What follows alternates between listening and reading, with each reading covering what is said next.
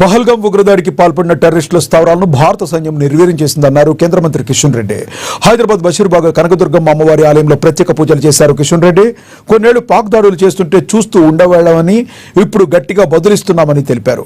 భారత సైన్యులకు ఆత్మస్థైర్యం ఇచ్చేలా అన్ని వర్గాల ప్రజలు పూజలు చేయాలన్నారు కిషన్ రెడ్డి. ఇళ్లను ఏ రకంగా మట్టు పెట్టామో మరి విరోచితమైనటువంటి మన సైనికులు ధైర్యంతో సాహసంతో ఏ రకంగా పోరాటం చేస్తున్నారో మనం చూస్తా ఉన్నాం. భారత్ మాతాకి ఈరోజు పాకిస్తాన్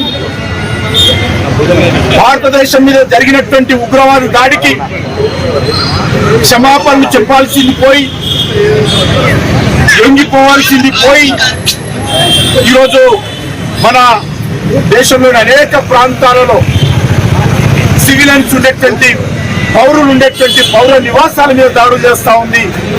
సైనికులకు సంబంధించినటువంటి కేంద్రాల మీద దాడులు చేస్తా ఉంది. అమాయకులైనటువంటి ప్రజలను మరి ఏ రకంగా